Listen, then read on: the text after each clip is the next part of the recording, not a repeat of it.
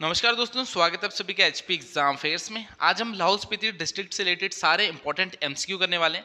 और मैं आपको एक बात और बताता हूं, जो आपकी लाहौल स्पीति डिस्ट्रिक्ट है इस पे मैंने एक डिस्क्रिप्टिव लेक्चर भी बना दिया, तो उसका लिंक आपको डिस्क्रिप्शन में मिल जाएगा।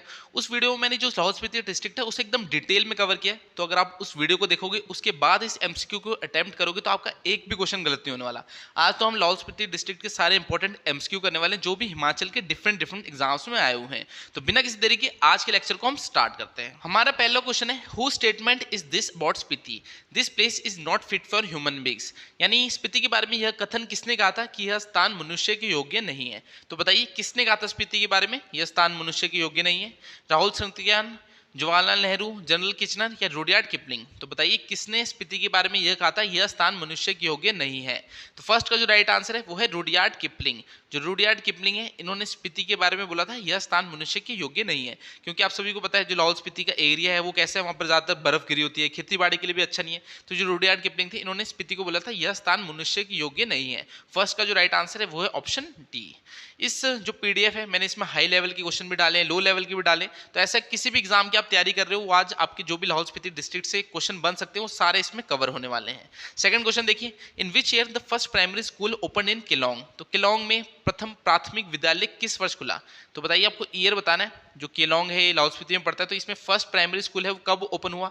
1857 में, 1861 में या 1881 में, या इनमें से कोई नहीं, यानी कोई भी ऑप्शन जो है वो सही नहीं है। तो सेकंड का जो राइट आंसर है वो है 1861।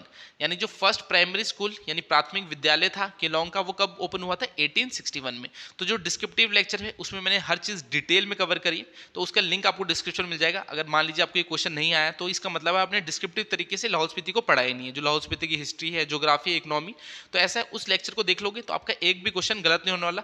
हम एचपीजी की सीरीज भी चला रहे हैं और एमसीक्यू भी चला रहे हैं। एक तरफ मैं आपको डिस्क्रिप्टिव तरीके से पढ़ा रहा हूँ और एक तरफ हम एमसीक्यू कर रहे हैं टॉपिक वाइज। तो ये तो हम लाहौल स्पीति के जो इंपॉर्टेंट एमसीक्यू है वो कर रहे हैं। तो डिस्क्रिप्टिव लेक्चर का लिंक आपको डिस्क्रिप्शन में मिल जाएगा। थर्ड क्वेश्चन देखते हैं, at which place the mighty deity of Lahaul Gephan was born? तो लाहौल के शक्तिशाली देवता गिफान का जन्म किस स्थान पर हुआ? तो आपको बताना है जो लाहौल के शक्तिशाली देवता है गिफान, उनका जन्म कहाँ हुआ है? शांशा में हुआ है, तायुल में हुआ है, दादरा में हुआ है या सरचू में हुआ है? तो बताइए थर्ड का राइट आंसर क्या है? थर्ड का जो राइट आंसर है वो है शांशा। तो लाहौल की जो शक्तिशाली देवता है जिनकी पूजा करते हैं वहां पर रहने वाले लोग गिफान, उनका जो जन्म था वो कहाँ हुआ था? शांशा में हुआ था। थर्ड का राइट आंसर ऑप्शन ए है। चलिए फोर्थ क्वेश्चन देखते हैं, in which year did Hiuen Tsang visit Kullu and Lahaul? तो किस वर्ष जो हुएंग सुएंग थे वो कुल्लू और लाहौल की उन्होंने यात्रा की थी? तो हुएंग सुएंग क्या थे? एक चाइनीज ट्रैवलर थे। तो उन्होंने पूछ रहा है कि जो कुल्लू और लाहौल है उसकी यात्रा कौन सी ईयर में की थी? 650 ईस्वी में, 635 ईस्वी में, 602 ईस्वी में या 605 ईस्वी में? तो बताइए फोर्थ का राइट आंसर क्या होगा? फोर्थ का जो राइट आंसर है वो है 635 ईस्वी में। तो जो हैंग सुएंग थे ये चाइनीज ट्रैवलर थे जिन्होंने कुल्लू और लाहौल की यात्रा कब की थी? 635 ईस्वी में की थी। फोर्थ का राइट आंसर ऑप्शन बी है। चलिए नेक्स्ट क्वेश्चन देखते हैं, fifth, in which year the two parts of Lahaul, British Lahaul and Chamba Lahaul, were merge to form one Lahaul? तो कहना चाहता है किस वर्ष लाहौल के दो भागों ब्रिटिश लाहौल और चंबा लाहौल को जोड़कर एक लाहौल बना दिया था? तो मैं आपको बताता हूँ, जैसे अभी आप देखोगे लाहौल स्पीति में जो उदयपुर वाला इलाका है वो पहले किस में आता था? वो चंबा के पांगी वाले इलाके में आता था। तो वहां से जो है उसे निकाल के लाहौल में मर्ज किया था। तो सिंपली ये पूछ रहा है कि जो चंबा वाला लाहौल था और ब्रिटिश लाहौल था उसे मर्ज कब किया गया था? आपको वो ईयर बताना है। तो ऑप्शन देख लेते हैं, 1847, 1857, 1975 या इनमें से कोई नहीं? तो बताइए फिफ्थ का राइट आंसर क्या होगा? फिफ्थ का जो राइट आंसर है वो है 1975। तो 1975 में क्या हुआ था? जो आपका उदयपुर का इलाका है जो अभी लाहौल स्पीति में आप देखते हो वो पहले चंबा के पांगी में था। तो वहां से निकाल के उसे जो है लाहौल में मर्ज किया था, यानी जो ब्रिटिश लाहौल था और चंबा वाला लाहौल था उसे मर्ज करके जो हम लाहौल देखते हैं वो बना था। कब बना था? 1975 में बन गया था। फिफ्थ का जो राइट आंसर है वो है ऑप्शन सी। सिक्स्थ है, which king of Spiti attacked Kullu and made his protectorate? तो कहना चाहता है स्पीति के किस राजा ने कुल्लू पर आक्रमण किया और उसे अपना एक करदाता बना दिया? तो बताइए स्पीति के वो राजा कौन थे? समुंदर सेन थे, हेमंत सेन थे, राजेंद्र सेन थे या वीर सेन थे?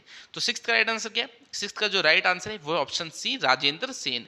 तो राजेंद्र सेन क्या थे? ये स्पीति के राजा थे जिन्होंने कुल्लू पे हमला किया था, अटैक किया था और कुल्लू को कर देने पे विवश कर दिया था। तो वैसे तो सेन जो आपके मेन होते थे, जो राजा सेन होते थे जिनका सरनेम वो मंडी में होते थे, मगर जो माना जाता है स्पीति में भी जो है वहाँ पर सेन राजा हुआ करते थे जिनके पहले किंग कौन थे? समुंदर सेन। तो ये राजेंद्र सेन भी स्पीति में ही इन्होंने रूल किया था और इन्होंने कुल्लू पे अटैक किया था और कुल्लू को कर देने के लिए मजबूर किया था? तो सिक्स का राइट आंसर क्या है? Option C, Rajendra Sen. तो जब आप हिस्ट्री पढ़ोगे लाहौल स्पीति की तो उसमें ये चीज दे रखी है। सेवंथ है, विच वजीर of Lahaul Spiti was decorated with the title of Rai Bahadur for helping the British in the first world war? तो कहना चाहते हैं लाहौल स्पीति के किस वजीर को प्रथम विश्व युद्ध में अंग्रेजों की सहायता के लिए राय बहादुर की उपाधि दी थी? तो बताइए कौन से वजीर थे लाहौल स्पीति के? नोनो, अमीरचंद, वीरचंद या गुलाब सिंह? तो सेवंथ का राइट आंसर क्या है? सेवंथ का जो राइट आंसर है वो है ऑप्शन बी, अमीर चंद। तो अमीर चंद क्या थे? ये लाहौल स्पीति के वजीर थे जिन्होंने जो फर्स्ट वर्ल्ड वॉर था उसमें ब्रिटिशर्स की हेल्प की थी, जिसके बदले जो ब्रिटिशर्स थे उन्होंने इन्हें उपाधि भी दी थी। कौन सी? राय बहादुर की उपाधि दी थी। तो जो कौन थे ये वजीर कौन थे? लाहौल स्पीति के वजीर थे अमीर चंद। तो इनको ही जो है राय बहादुर की उपाधि जो है ब्रिटिशर्स ने दी थी फर्स्ट वर्ल्ड वॉर पे हेल्प करने के लिए। सेवंथ का राइट आंसर ऑप्शन बी, अमीर चंद है। 8 देखते हैं। 8th है, Kangyur and Tengyur are the scriptures of which community? तो जो कैंग्यूर और तेंग्यूर है वो किस समुदाय के धर्मग्रंथ हैं? तो बताइए किसके हैं?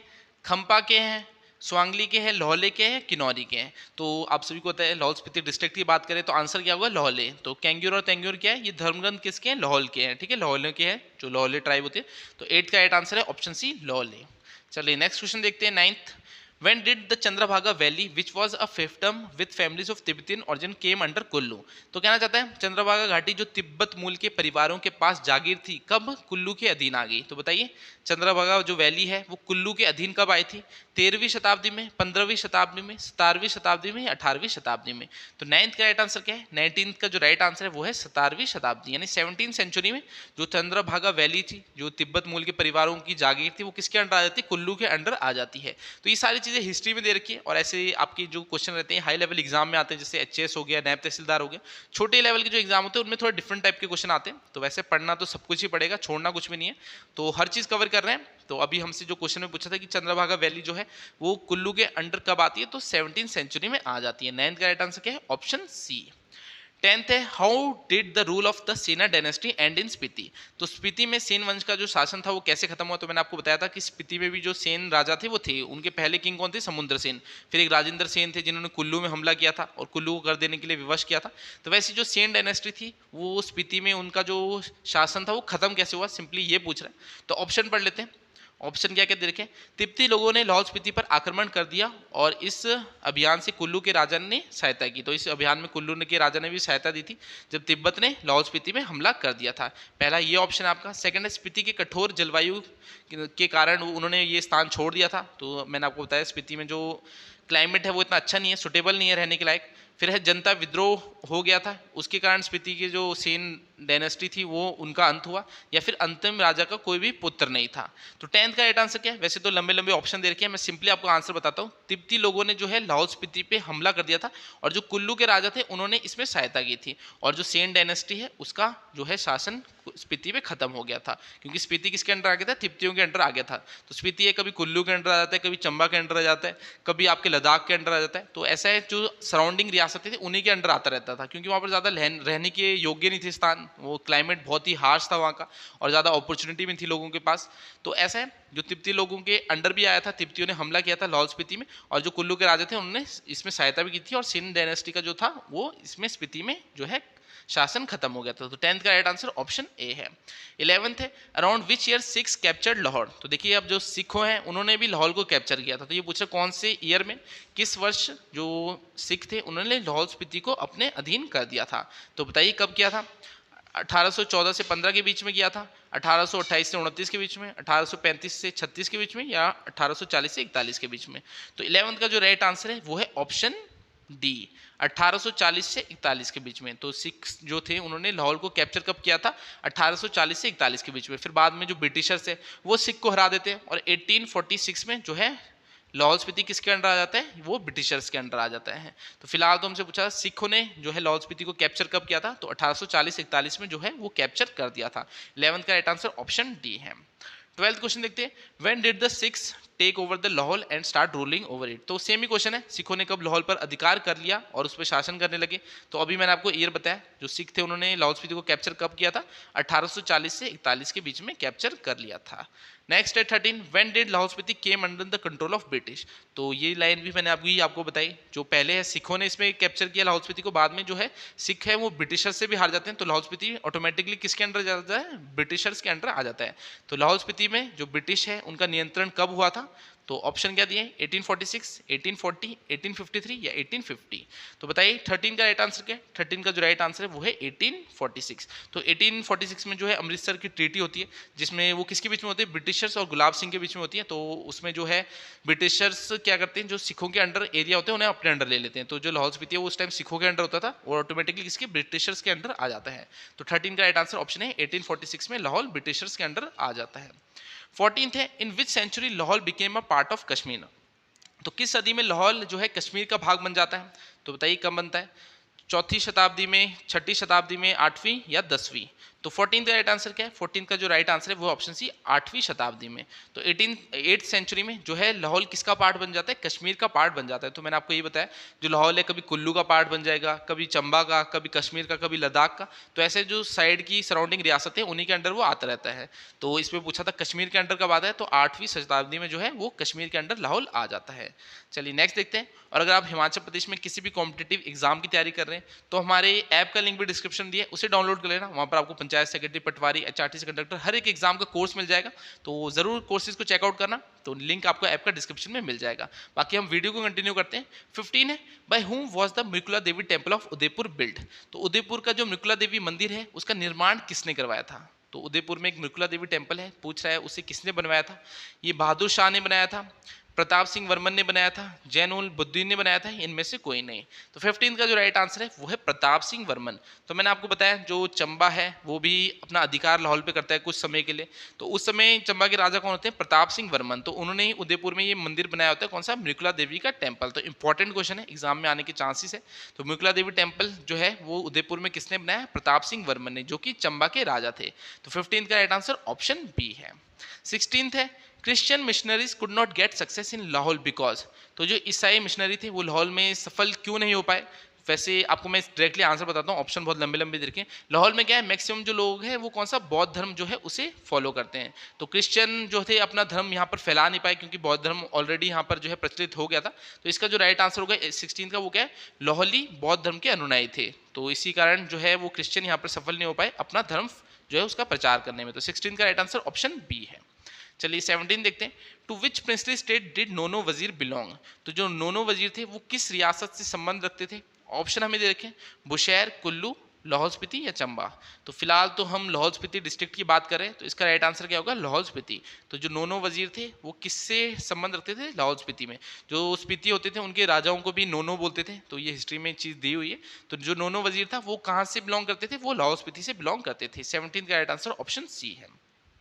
18th है, who introduce Buddhism in Lahaul Spiti in the 8th century. तो 8वीं शताब्दी में लाहौल स्पीति में किसने बौद्ध धर्म का जो है प्रचार किया था। तो बताइए किसने किया था, बहादुर सिंह ने, पद्म संभव ने, राजा समुद्र सेन ने, या इनमें से कोई नहीं। तो 18 का जो राइट आंसर है वो है पद्म संभव। तो पद्म संभव थे, इन्होंने जो है 8वीं शताब्दी में 8th सेंचुरी में जो है बौद्ध धर्म का प्रचार कहाँ किया था, लाहौल स्पीति में किया था। और अगर आपसे पूछे पद्म संभव का जो रिलेशन है और किस जगह से, तो रिवाल्सर से भी उनका रिलेशन है जो कि मंडी में है। फिलहाल तो क्वेश्चन में पूछा था कि बौद्ध धर्म का जो है प्रचार लाहौल स्पीति में किसने किया था 8th सेंचुरी में, तो पद्म संभव ने की था। 8th का राइट आंसर ऑप्शन बी है।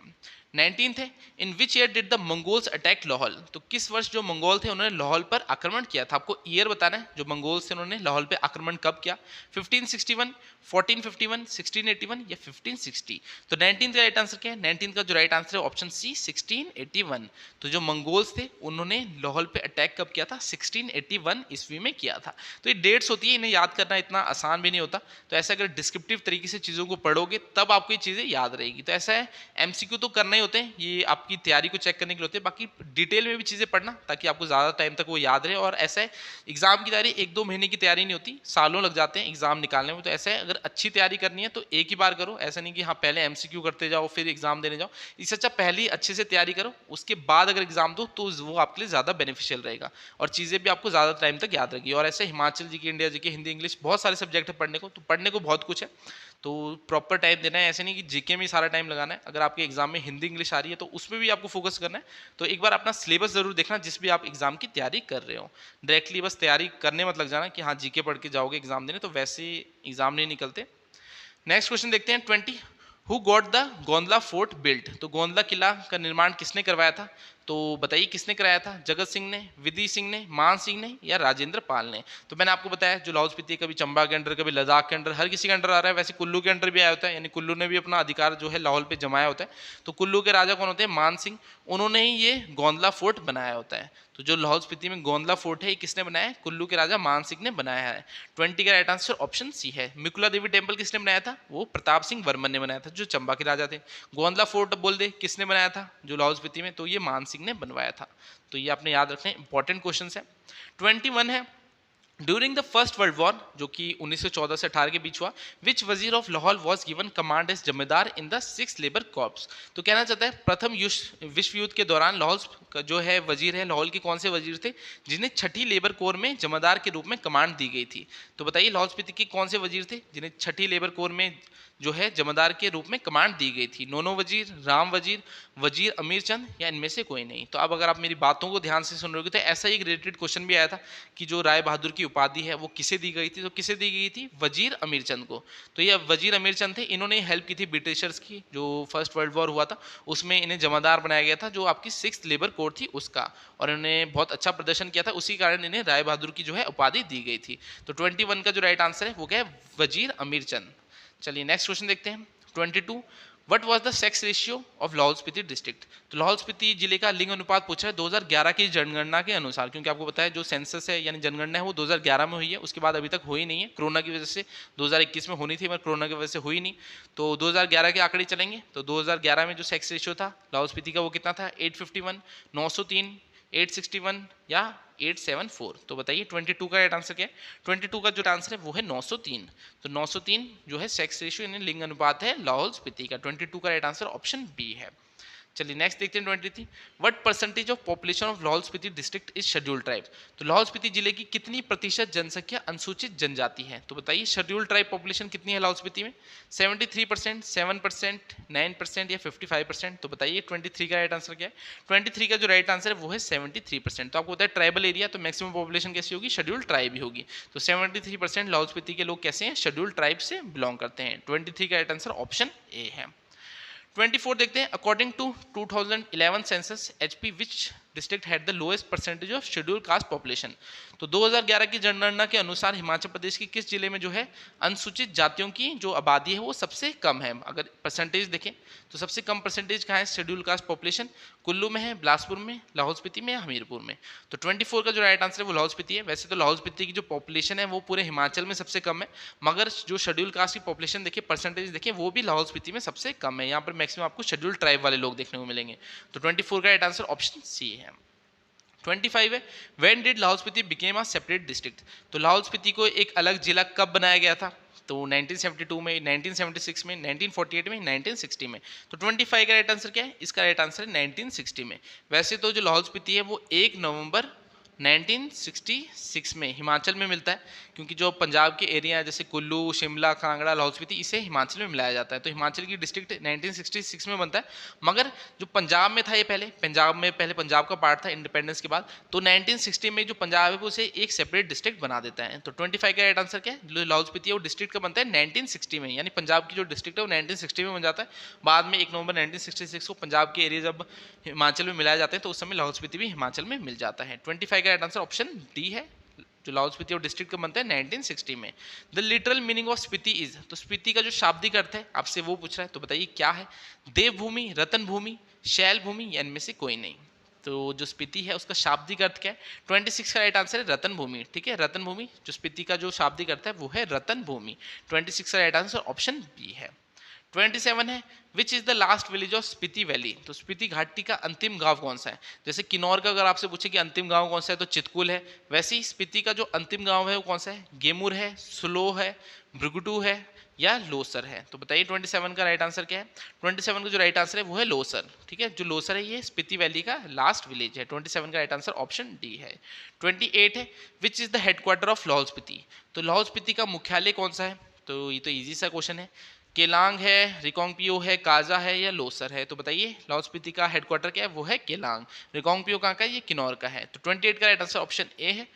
आगे हमारी इसमें इतने ही क्वेश्चन थे जो लाहौल स्पीति डिस्ट्रिक्ट से आपको पता होना चाहिए। बाकी डिस्क्रिप्टिव लेक्चर का जो है लिंक डिस्क्रिप्शन में मैंने देखा, उसे देख लेना। तो पूरी हिमाचल जी की आपकी कवर कर रहा हूँ, बुक खोलने की जरूरत भी नहीं पड़ेगी। दोनों प्लेलिस्टें जो है एक डिस्क्रिप्टिव लेक्चर की और एमसीक्यू की आपको हमारे चैनल पे मिल जाएगी। बाकी मैं आपसे अगली क्लास में मिलूंगा, कोई नया टॉपिक लेके आऊँगा। तो तब तक के लिए शब्बक है, थैंक यू।